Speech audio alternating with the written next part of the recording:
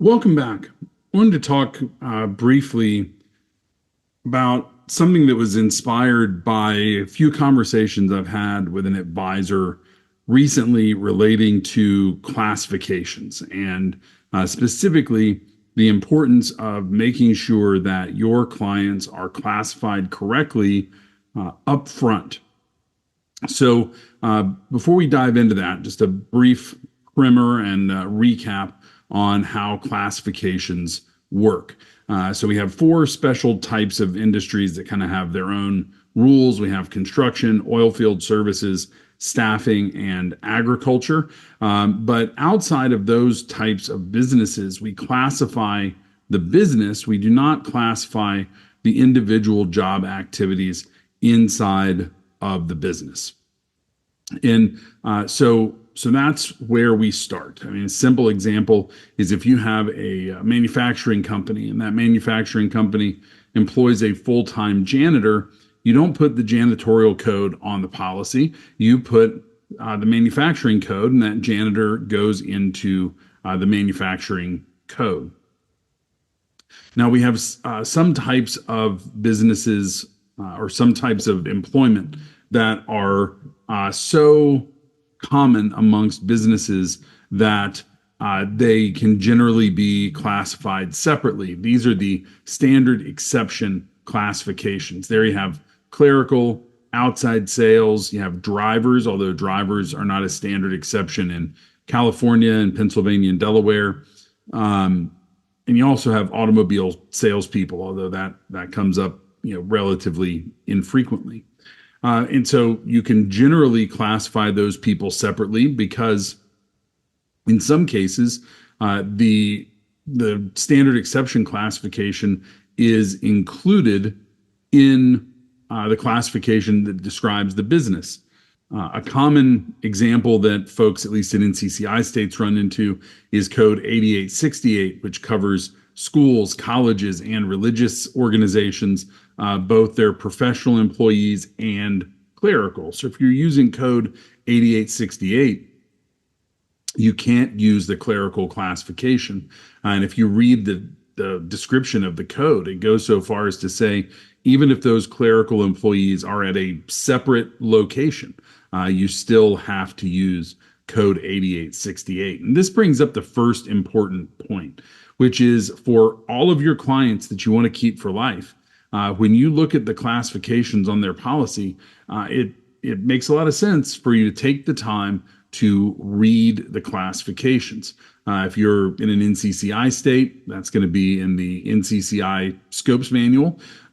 If you're in California, Delaware, Pennsylvania, New York, other independent bureau states, they have their own classification system, which, with the exception of Pennsylvania and Delaware, closely mirrors or is very, very similar to NCCI's classification system. But you have to read the classification because those codes, in large part, are written in a very detailed manner. It's not just the 5, 6, 7 words you get on the deck sheet. It's going to tell you that businesses that fit into this class code do this thing in this particular way. They do not do this other thing that goes in a different code. And so you have to understand what the code says.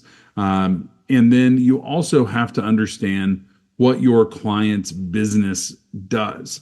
And that is not just, they make widgets. There's questions about what do they make it from, which could change the class code. How do they make it? Are they using computer controlled equipment? Are they doing it all by hand? You're like when you're making furniture, it matters if you're using power equipment or if you're doing it New Yankee Workshop style and doing it all manually. You have to really understand what the business does. And all of the rating bureaus, and I think NCCI does this the best, but all of them do it to some extent. They will tell you, if a business is doing this thing, then you should use this other class code, not the one that you're reading. And that can be very, very handy in trying to sort out what the proper classifications are. Now, the reason that I'm saying today that it's so important to make sure that this is done correctly up front is because of a situation an advisor has found themselves in, and I think this is an account that they took over, but they're now in a situation where the audit is being disputed. They have two classifications on their policy, and the carrier has put all or the vast majority of the payroll in the most expensive classification. And there's a couple of different issues that have come up. First of all, the class codes, both of the class codes on the policy, are arguably incorrect. I think there's a good argument to be made that those class codes should be different. And in this particular situation, there's nothing in the rules preventing the carrier from making those changes. But guess what? Before this audit happened, the agent moved the insured to a different insurance company. They were a better fit. Doesn't even really matter why.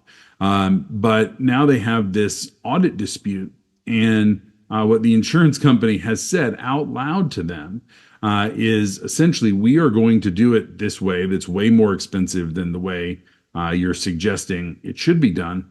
And if we still have the account, we might be able to do something about this. But since you moved it, we're not going to engage with you in discussing really whether or not this is incorrect. And that's not entirely fair because they are discussing it. They're just refusing to make any changes. And so what we have now is a situation where the insurance company is standing by their argument that the classifications we think should be used aren't correct, but the logic that they're using for that is pretty flimsy, because, and it doesn't have to be anything other than pretty flimsy, because what does the insurance company have in that situation? They have the leverage to know that, what are you going to do about it? This is nothing that is against the rules. It's the way the policy was written.